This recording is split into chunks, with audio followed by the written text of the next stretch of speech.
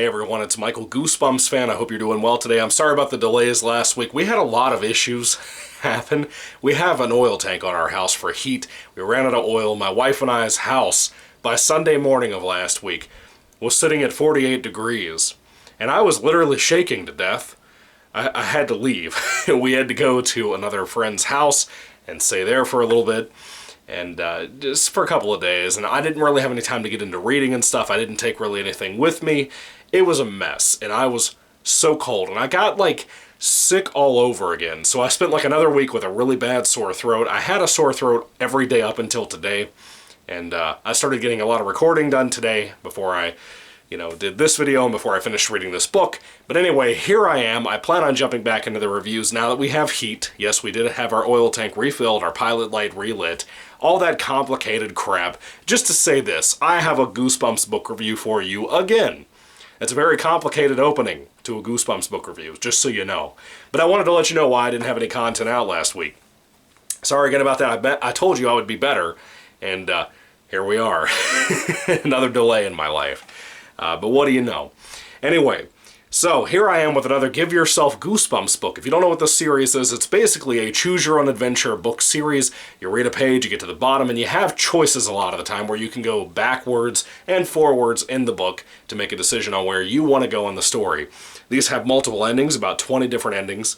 And this one in particular is book number 12, one of the early ones, called Welcome to the Wicked Wax Museum.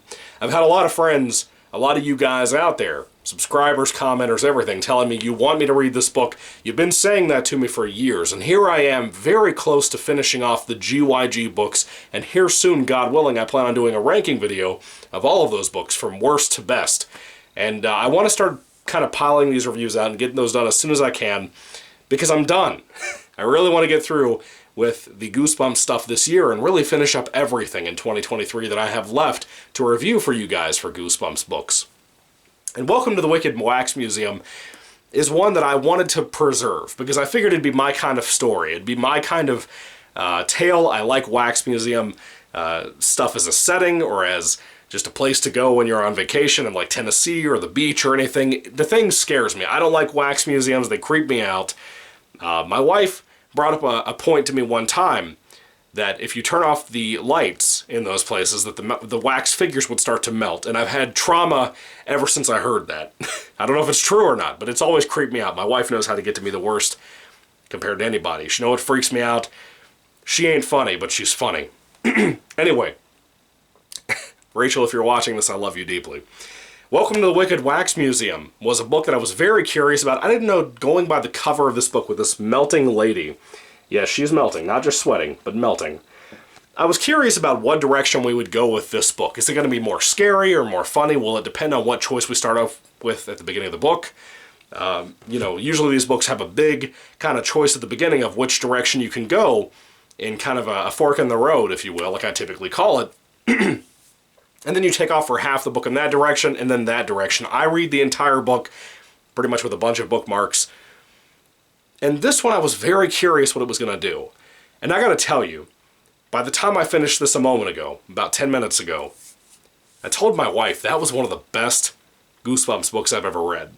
That, to me, Welcome to the Wicked Wax Museum, was one of the most surprisingly dark, gothic-natured books I've ever read in my life when it comes to Goosebumps or just children's literature. There's a lot of stuff in this book that I can't believe made it into a Goosebumps book, or a Scholastic book for that matter, or a choose-your-own-adventure type book. It is a dark read. It has some horrific stuff in it, and it has some truly iconic, great, scary moments in it, in my opinion. I love Goosebumps books that do this. I like scarier Goosebumps books. This is very much that. And this isn't just like a Wax Museum book. I'll get into the actual story in a moment, but this has a lot of Universal Monsters love in it, which if you guys know I'm a big fan of Frankenstein and just the Universal Monsters in general. If you love Frankenstein 2 or Universal Monsters, there is so much love for all of that in this book. It is not just your typical Wax Museum, figures coming to life type of thing. It has a lot of love for Goosebumps. There's a lot of monsters from Goosebumps that show up in here, like the Executioner, for example. At least the cover version of the High Executioner from God, what is the cover? What is the title of that book? God, Terror Tower? What is it? Yeah, something Terror Tower. I'm really bad with titles right now. It's kind of late, too. It's past midnight right now while I make this review. I wanted to get it either uploaded tonight or tomorrow for you guys on Monday. But anyway, you have a lot of references to different creatures and stuff from Goosebumps and Goosebumps books. A lot of cool things that I really appreciated. All these different things I've been reading for years now with you guys and talking about them with you guys. This book is a great, great love of what influenced Stein and what is Stein. I love it. It's great. I loved this book. I genuinely think it's one of the best GYG books out there. Probably in my top 5. Right there with like One Night in Pain House and stuff. Right up there with, you know, TikTok You're Dead. From, I think that's like number 2 of the series. GYG, I mean. This is one of the best GYG books I've ever read. One of the best Choose Your Own Adventure books I've ever read. It's not as scary as One Night in Pain House, but it's like right there, dude. Out of the 45 that I've currently read and listed together for my book ranking list, this is one of the best. This is one of the best. And I've had a lot of kind of meandering ones here lately. The previous one I read, which was Toy Terror, Batteries Included, that was a good one. I enjoyed that one quite a bit. But I was hoping it'd be more scary, and I was hoping it'd be more iconic, if you will. This one really did what I wished that book had done. Now let's get into the actual plot of this book. Basically, you and your 2 friends, Jake and Liz, they're your like best friends, you're on a field trip. I think it's with a science teacher, I believe. By the way, my voice is kind of coming and going a little bit today. I'm doing a lot better, for the most part. Thank you guys for praying for me and being there in the comments and whatever. I really appreciate all you guys for the last few weeks having so much patience with me. But if my voice starts getting worse by the end of the review, forgive me. I don't have any drink here either to try to, make me feel better. So anyway, you guys are on a field trip to go to a wax museum from a guy named Dr. Izzy Wicked. Yes, the pun in the name is phenomenal. One of the best Goosebumps puns I've ever heard. Izzy Wicked. I-Z-Z-Y, Wicked. And he owns this place, of course. And you guys get in trouble before you even get into the wax museum. You get told by your teacher, Mr. Dunning, that no, you 3 have to sit outside in the auditorium or lobby or whatever. You have to sit there and stay by yourselves until the whole field trip is over, and that's kind of sad. And then you guys somehow get into trouble when Jake decides to slip into the doors, and when he's in there, you notice it's pretty dark in there. And then you and your friend Liz go after Jake. The one choice in this book is to try to save Jake from a conveyor belt that he's stuck on. And that gets most of the book. I would say like 80% of the book are focused on that storyline out of like 136 pages. The other storyline is that you guys try to run away and you jump into a limousine with a guy that you don't know. And his name is Axel. And Axel is not a good guy. It's kind of a way of them making a message in the 90s saying, hey, don't get in the car with strangers, kids. And Axel is a little crazy, a little wild. I don't want to talk too much about Axel. He kind of ties directly into the Wax Museum story, but in a different way with his particular situation that he's in and how he's going after you kids and kidnapping you in the limousine. That stuff is really interesting. But for me, it's the Let's Save Jake storyline that I loved. I thought was phenomenal. I've been reading it for about a day or 2 now. I started it yesterday. I've been reading it today, too. I finished it tonight, like I said. Every time I sat down to read this, I would get sucked into reading 20, 30 pages at a time when I had time to do it, and sometimes when I didn't have time for that. Tonight I read like 90 pages, or like, well, it's probably closer to 80, 75, somewhere in there, but I burned through the rest of it in the last hour or so of my night because I couldn't put it down. It just got so addictive. And the storyline with the Wax Museum itself, it's not even really focused on Dr. Izzy Wicked.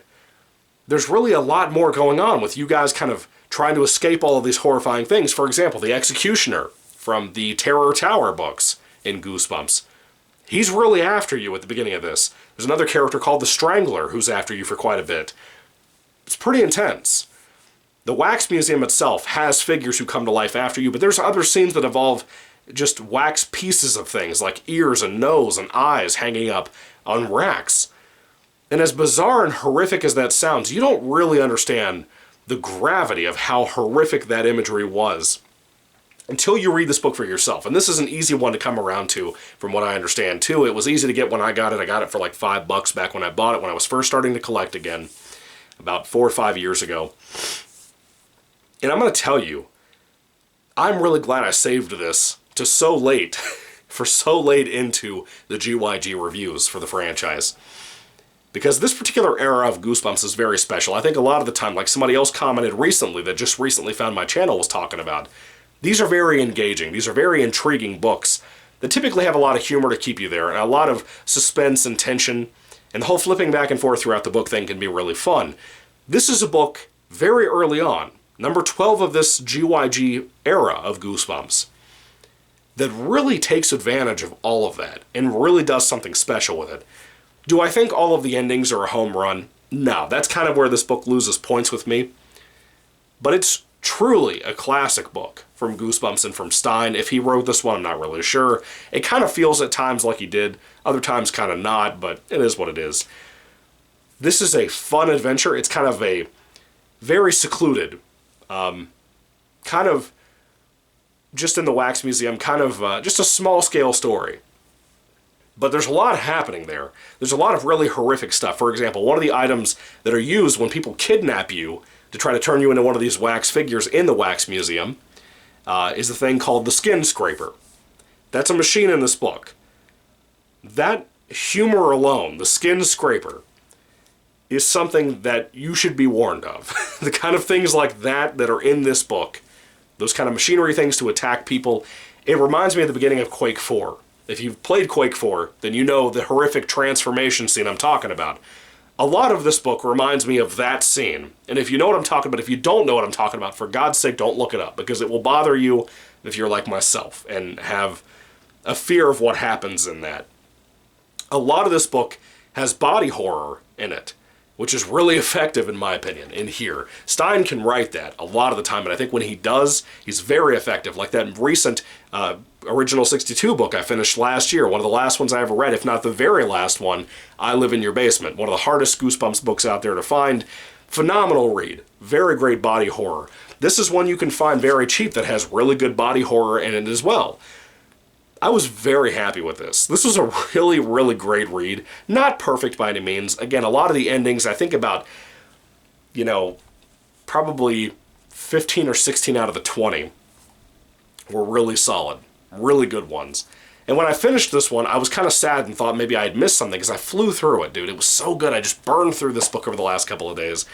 And I kept, like, peeking around at different pages and reading the different endings to see if I missed something in the book. It felt like I missed like another trail, like just one more that should have been in there to take up like another 20 minutes of reading time, but I didn't. I checked everything in here. I read the whole thing. It doesn't even feel like I did.